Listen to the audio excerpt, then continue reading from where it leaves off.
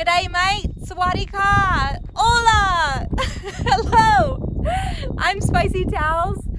Welcome to the top of Mount Padang in Nong Khai, Laos. I just hiked this epic journey with my friend Tony.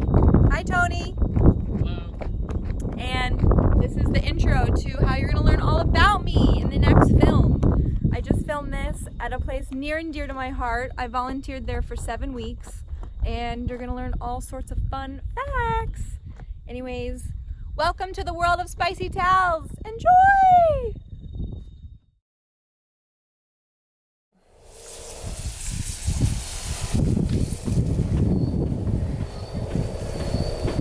Hey, Tal. Hey girl, what's up? What are you doing?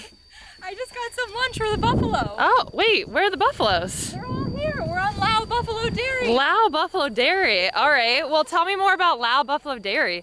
Yeah, so I've been volunteering at this farm for a month. And basically, it's a dairy farm that gets all their milk from buffalo. We make feta, we make mozzarella, I make marinated feta, blue cheese, aged 6 months, yogurt, small batch ice cream. It's freaking amazing. Wow. So look, here's all the buffalo. These are the babies. They're about 8, 9 months old. Hi, babe. Come here. What's this one's name? This name is 1030. This, but they're not used to that yet. How'd you find this place? I found it because I've been backpacking for about 5 months and I wanted to put myself in new situations that would tickle my brain, help me percolate on new ideas of what I wanted to do. So I found farms and this one was weird enough for me to pick it.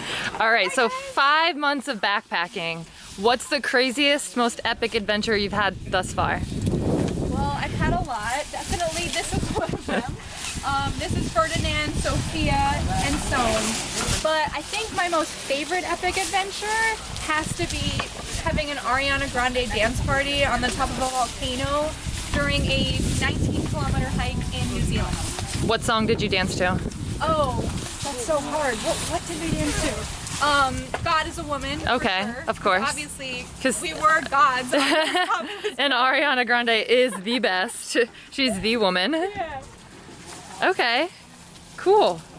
All right, so, I'll tell you a little bit about the buffalo. oh, I would love to.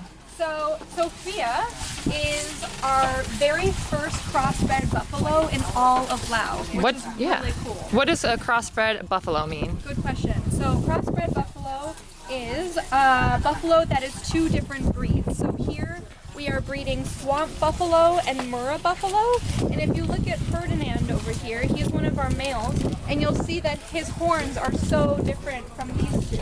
And he's a Murrah buffalo, so he is the kind of buffalo that you get buffalo mozzarella cheese from, which is awesome. He produces more milk. If he was a girl, he would produce more milk. So we're trying to crossbreed them together so we can get happier, healthy old buffalo in Laos and more milk, so we can make more cheese and send it out to the world. Okay, so the most important question is, do I get to try the mozzarella buffalo? Obviously. Okay, then we're making good. some in the kitchen right now. Ooh, okay, so can we go see how that's done? Yeah, let's check it out. Okay. Actually, let's see the babies and then I'll take you over. All right, cool.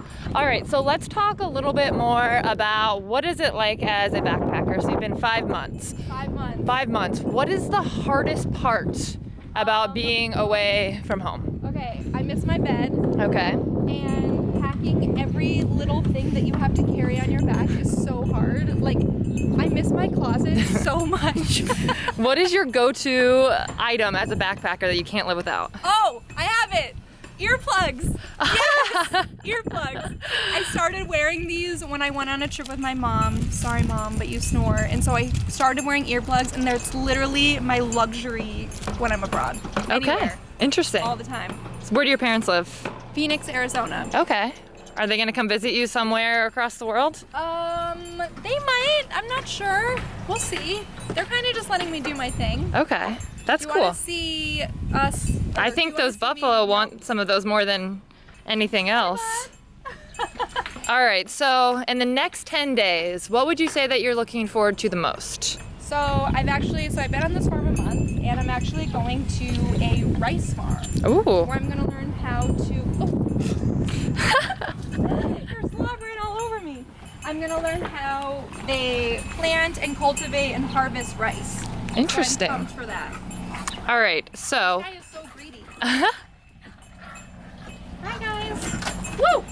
So once you're still backpacking and you're having to deal with having to have everything in one bag, if you take yourself outside of the backpacking world, what would be the one luxury that you couldn't live without? Oh, my skincare routine. I miss my skincare routine so bad. Where's your jade roller when you need one? I actually have a jade roller.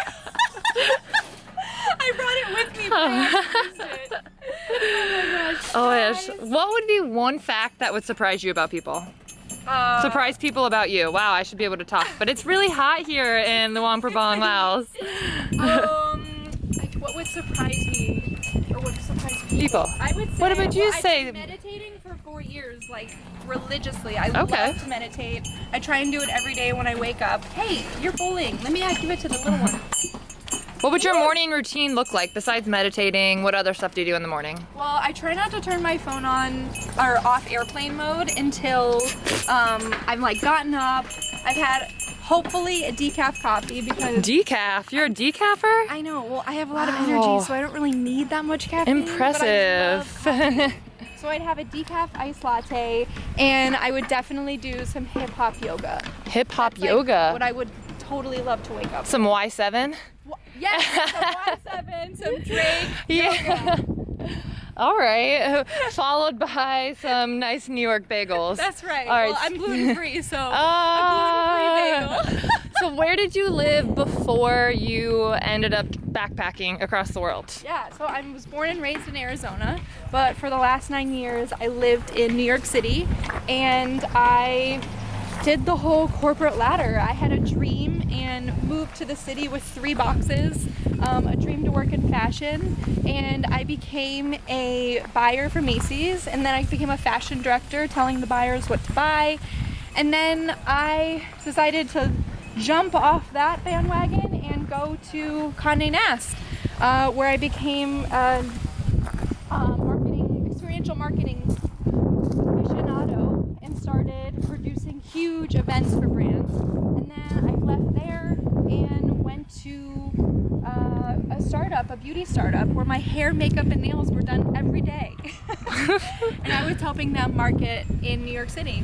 And now we are a little different than your hair and your makeup done every day. I like this Tal. Okay, speaking of Tal, that's a very creative name. How did your parents decide to name you Talia? So, I got my name because my mom was gonna name me Elise, and she literally woke up one night in the middle of the night and was like, hell no, my daughter is not an Elise. Like, there's no way. So, she was flipping through baby books and she saw the name Talia, and she knew my middle name was gonna be Rose, which is my great grandma. And she was like, yes, Talia. It means dew of the heavens, and like, I'm a dewdrop. Oh, yes. I'm a heavenly dewdrop. How would your mom describe you? Oh, my mom would say that my spirit animal is a rainbow covered in sprinkles. Wow. Sparkly. Okay. Yeah. Is that edible? Are you like an edible sprinkle? I think edible, yeah. Okay. Like, you know, sprinkles cupcakes? Yeah. Oh, I yeah. could do like an with some edible icing on rainbow. top. Yeah. Yeah, okay. Sparkles, the whole 9 yards. Interesting. All right, after a long day at the farm, as you can see a few of these little other animals in there, how do you relax after a day here? So we're in a teeny tiny town called Luang Prabang, and the way I like to relax is go back to town either on a motorbike or in the van, have a nice glass of wine or a mojito. Oh, I have a surprise for you before we make mozzarella. Ooh. That'll be the piece de resistance. We got to get the milk first. Oh, okay. So, yeah, I like to have a nice glass of wine, do some yoga again, or just like chill, go see people that I've met on the farm everywhere. All right, so are you about to show us something about the most interesting thing you've learned? Yes. Okay. Are you ready for this? I'm not sure. So I'm going to teach you how to milk a buffalo. Oh, wow. Oh wait, we need a buffalo. Oh no, what's happening? So, is she running away? Guy, this is Guy. She's one of our farm hands, and Soan ran away. Oh my gosh. All right, so in the meantime, what has been your favorite thing in the Luang Prabang? Ooh, my favorite thing, besides the farm, I love the farm, I have to say saffron coffee, which I go to basically every day, if I can. And it's really cool because it's also another social experience there where they are helping farmers to stop growing opium in order to grow shade-grown coffee, and so they can still make money. That's amazing. Guy, you're so funny. Woo! So these are buffalo. Hi, come on. Hello. Yeah. Oh, this is Hi, guy. Lay. Lay. She's lucky buffalo number 7 that we rented on the farm. All right. Well, okay. So, can you please show me how to milk a buffalo? I can. So this is what we do. We always make sure we're feeding them, and I'm gonna put in this little gate so that she stays in her little place. And buffalo are pretty similar to dairy cows. They have 4 udders. Hey, I gotta get it in there. They have 4 udders and buffalo milk. How many liters of milk do you think a buffalo gives in one day? 10? A buffalo gives 2 to 3. Oh. Versus a dairy cow's 30 to 70. So when you're eating buffalo mozzarella, that's why it's so expensive, is because there's way less buffalo. You just keep bringing up the buffalo mozzarella. I just really need to try it soon. All right. Are we ready? Let's see it. So here are the udders right in here. There's 4. Okay. Basically, you're squeezing like toothpaste out of the toothpaste bag, or like thing. What do you call it? Tube. So let's see if we can get any. Interesting. No. We get. Oh, Give me some milk, girl. Oh, she ain't giving any. Ugh.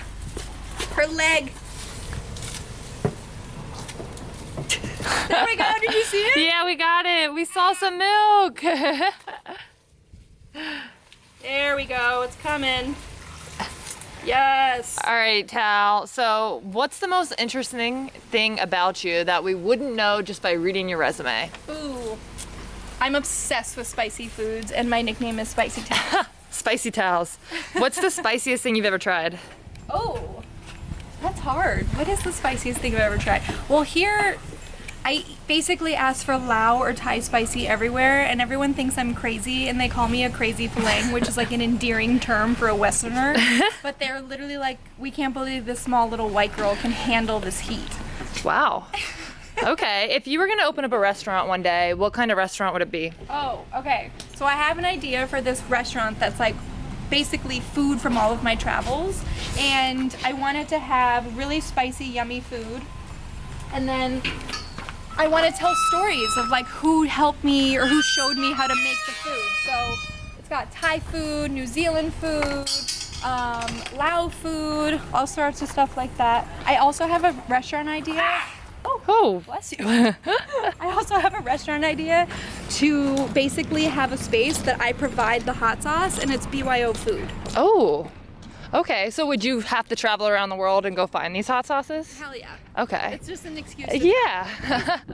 All right. So after Laos, what is your next stop? I am going to Cambodia. Okay. So I'm excited to go to Angkor Wat and hopefully go to the beach because I miss the beach. And yeah, hopefully it'll be my birthday in a month. Oh man. Hopefully do some celebrating, maybe find a retreat or something fun. If you were not traveling right now, what would you be doing? Oh gosh, well, I'd probably be sitting at work, getting ready to do some sort of event, a beauty event. My hair, makeup, and nails will be done, you know. What's this over here? Wash my hands real quick. This is our cafe. Oh, okay. What kind of stuff do you serve here? This is where we serve all the cheese. So we're gonna go get some fresh made cheese. Ooh. So you can check it out. We also have these amazing cakes. I can't eat them unfortunately because I'm gluten free. Ricotta donuts, you name it. Interesting. We got it. If you had to hang out with one person right now in the entire world, dead or alive, who would you pick? I think I'd pick my mom. Aww. I miss my Shout out mom. to your Shout mom. out to Mom. Do you have any siblings? I I do. Well, I'm kind of an only child, but I have a half sister and I have a stepbrother on opposite sides. Okay. What is one of the best memories that you have growing up with either your brother or your sister? Okay, so I have a really funny memory with my brother. We were going on a family vacation for the first time, and basically my parents got my brother and I our very own room. We were in San Francisco and the TV was broken. So my brother called the custodian to come fix it, and then he proceeded to fart, like so many farts in the whole room, and it stank so bad, and then he ran out. He literally ran into the hallway, and I was like, oh my god, and I must have been like 12 years old, so I was freaking out, and I was so embarrassed because I had to open the door, and the custodian came in to fix the TV, and he had thought that I was stinky. He was like, who is this 12-year-old girl? What did she eat? All right, so where are we right now? We are at the kitchen. Okay. Are you ready to see some Ooh, fresh buff only if knots? I get to try some. Let's see. Let's check it. Okay. Hi, Rach. Hi. So Rachel Hi. is one of the founders of the farm. Hi, Rachel. These are all her recipes. Okay. And these are all my girls. My chefs. Hello. Nice to meet everybody. We have Zoe. We have Una. We have Sandita. Oh. Mozzarella. Wow. We have the mozzarella queen of Laos. The Mozz Queen. Okay. So what she's doing right now is she's taking the cheese curd, which has been made over several hours. We bring the cheese or bring the milk to a certain temperature to pasteurize it, add some cultures, and then let it sit. Okay. And then it basically starts to become more hard and the whey separates. And then we take it off the heat, drain it, do some tossing action, and then it turns into this curd. Okay. Let's see the curd. The curd. So now she's measuring the curd, and then when a sec, we will watch as she puts it in a bowl with like boiling hot water, and then she starts using a spoon and making it malleable, and then it turns into this beautiful, beautiful little mozzarella ball. You're an artist. She really You're a mozzarella artiste. She really is. I got to work in the Oh. kitchen for 2 days. The best. Wonderful. It's an art. It really. Oh, then we gotta put it in the water? Yeah. Okay. All these little dumplings. How long does it stay in that water? So it just stays, this is a brine. Okay. So it stays in the brine until you're ready to eat. Okay, I'm ready for 6, please. All right, Tal. What is one thing that you'd really like to do that you have not got around to doing? Ooh, okay. So, yes, this is a whole fridge. Wow, this is like what my dreams. It's goals, right? If somebody asked me what my dreams would be, it would be to live in this refrigerator. And then we also have blue cheese and feta in here. So this is just feta right now, but It's wonderful. add feta. I would say what I haven't gotten around to do is doing a 10-day meditation. 10 days. Yeah, so it's silent for 10 days. It's called Vipassana meditation.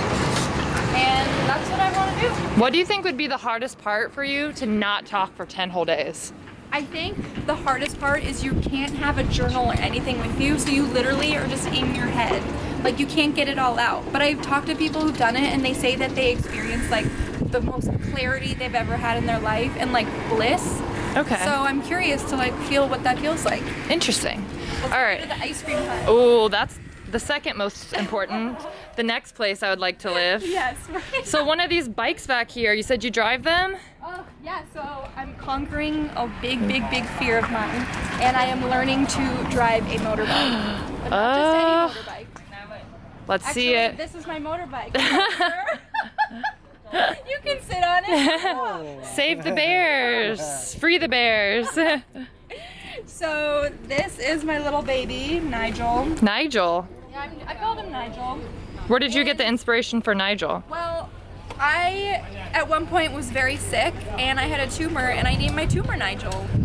Oh, So, wow. I removed him, and so it's badass. Where was your tumor? Right here on my adrenal gland. How did you figure out you had that? I got really sick for, gosh, about 3 months. I gained like a ton of weight. I couldn't sleep. My body was basically reacting in a way that I thought I was like super stressed all the time. So I went to the doctor. He looked at me and he was like, I think you have this thing called Cushing syndrome. So I did a week's worth of tests, and then he found out I did, and so I had surgery and got rid of them. Wow. So then I entered like a 2-year recovery period, and now I'm happy and healthy. Good for you. It's What probably was? one of the reasons why I'm here. Okay. What was the 2-year recovery period like? It was intense. I kind of had to relearn to walk in New York City. I had a cane, but it was a chic cane. It was a butterfly cane from fashionablecanes.com. I believe I became a cane influencer because all of the old women in New York City would literally hobble over to me and say, "Where did you get that cane?" Interesting. But this is Nigel. Nigel's a great little bike. The speedometer doesn't work and I have no mirrors. That's a slight dangerous, but Yeah. please be careful. I'm learning. I'm learning. So far, so good. Okay. And so you mentioned something to me earlier about what you're doing with a motorcycle bike in a different part of Laos. Yes. Could you please share some more information on that? So in Asia, For your followers. there are some really cool motorbike loops where you can go and basically motorbike to all these different natural wonders. So I'm gonna go down and meet my friend Tony, who I met in New Zealand, and we're gonna motorbike to some waterfalls, some caves, and like the most epic one is a 7-kilometer cave like that you go through. It's in the dark, in complete dark, and in a boat. in the Wow. dark. So I'm scared of the dark. What are you most scared of? What am I most scared of? I'm not scared of the dark. I think motorbiking looks like a big fear, but I'm conquering it. Okay. Sometimes I can be scared of bugs, but I'm also kind of getting over that being here as well. Okay. Interesting. All right. So please share with us some about this ice cream. Welcome to the ice cream hut. This is where all the magic happens. This is where you get all of these people coming by. Yeah, so this is where I serve people every day in the hut. And basically we make small batch buffalo ice cream. So I will show you one of my favorite flavors, lemongrass. Ooh. You can have a little taste. What's your typical favorite ice cream flavor? Me or you? Oh, I'm a mint chocolate chip person. Oh, girl. All right. A girl after my girl. own heart. Here we go. Wow. That tastes like Luang Prabang. That's just So like good, right? when you have a taste that makes you think of one place in particular, that's going to be what I think this place in Laos, this That's so beautiful true. city is like. That's right. Interesting. So I'll show you the front of the Okay. Yeah. Your buffalo milk ice cream brings all the tourists to the yard. That's right. We do buff milkshake. Buff milkshakes. All right. Let's see the dance. What do you think is one thing that you know you're really good at? Dancing. Okay, let's see it. Okay, I need some tunes. I'm not good at singing. What are we singing? My buffalo milkshake brings all the boys to the yard, and they're like, it's better than cows. It's better than cows. Welcome to the ice cream hut. Oh wow, but look at this place. Yeah, it's beautiful. It's What? Kevin. That's Earmock over there. She's a volunteer with me. Hi. Hi. Earmock is my new volunteer friend from Turkey. Wow. How long have you been here, Earmock? It's been 3 weeks. Yeah. I guess. Yeah. Okay. Time. Interesting. It's pretty cool. There's literally people coming here from all over the world. Where is the most interesting place you've met somebody that is visiting here from? Ooh. Turkey? Turkey. It's you! Is it me? It's you, Jessica. You stole the words from my mouth. You stole the words from my mouth. All right, so let's even think more of this. Who is the most interesting person you've ever met traveling besides the both of us? Okay, this is really hard, but I met a woman through, okay, first I met this guy Philippe, who is a 50-something-year-old dad from France, and he is traveling the world. And I was with him actually in the Luang Prabang at a restaurant, and he went outside to go smoke a cigarette, and he literally ran into this woman who was also traveling the world, but on a bicycle. Oh my And gosh. they've run into each other in 3 different countries, and they literally just ran into each other in Luang Prabang, and she had already done 40,000 kilometers by bike. Wow. Insane. Look at these. I would say those cars have to be the scariest part about riding your bike. Oh, 100%. Yeah, you literally feel like you're gonna get hit like every day, but the thing about riding a bike here is like everyone's on a motorbike, so you're kind of more safe because they're really aware. That's true. Have you wrecked yet? Nope. Knock on wood. There's some wood. You have to knock on it. There we go. Multiple knocks. All right, so we talked about what you're really good at. So let's counter that. What is something that you are really, really bad at? Math. Same. I appreciate math. I think it's a great thing. We need it, but I'm not good at it. I will outsource that. Yeah, me too. For sure. One time I was playing Monopoly with this guy I was dating, and I was so bad at counting the money, I think he dumped me after that. He never gave me an explanation, but I'm pretty sure that's why. It was the Monopoly. It was like, wow, I can't date you. You can't even count to 100. Oh my god. Damn. I have no comment. All right, so this is obviously pretty a remote place. Very far from New York, from Arizona, from Turkey. Yes. But what is the farthest place you've ever been from home? It would have to be New Zealand. Okay. For sure. Yeah. I was in New Zealand for 2.5 months at the beginning of this trip. Wow. It was epic. Because I literally in my life had it was figuratively the farthest place as well as literally. Okay. Because growing up, I'm from the desert, so it was like cacti everywhere. And then I went to the concrete jungle. And then I literally was in New Zealand that was like green pastures with all of these incredibly chic cows everywhere. Chic cows. Chic cows. Chic is like très chic. That's Très just chic. like my word. Like I love chic. The Okay. buffalo were chic, the cows were chic. If somebody had to use one word to describe you, what would it be? One word? Can I have 3? You can have 2. We'll compromise. Oh. Well, I'm gonna sneak in a third and say joie de vivre. Ooh, why is that? Because I am so joyful. My grandparents always used to say that I have joie de vivre, that I just like infect my joy on everyone. I sprinkle it. You sprinkle it along with your Sprinkle it as I rainbow. go. That's right. There we go. Oh, all right. So one more question. Okay. And we can ask so many more. We talked about what you do after a long day of work. It's like a mojito and or a glass of wine. Yes. But if you had to pick one last drink ever again, it doesn't matter how much it could cost. It could be the Okay. most expensive. It could be the most random. Pick your drink Okay. and where it would be. And then there's a girl. counter one to that too. Oof. Okay. Well, my drink would be a margarita on the rocks by my stepdad Tim because he makes a mean margarita. Okay. And I would be having it. Ooh, where would I be having it? You know, one of my favorite places in the world is Santa Fe, New Mexico. 'Cause Okay. It reminds me of home. It's got an artsy scene. It's like a little weird, just like me. It's fun. It's cool. I think I would have it there. Okay. Out in the hills, just looking over the hills. Who would be drinking that with you? Tim, obviously. Yeah, because I mean he has to make it. He's the Yeah, bartender. He needs to be there. My You can. mom. Okay. I would just have like a raging party. It'd be like one last party of Yeah. Tao, like a spicy Tao reunion. She's back. It's my back party. Welcome home party. All right, if you could throw one theme party, Ooh. what would it be? Oh my god. Okay, so I have this dream.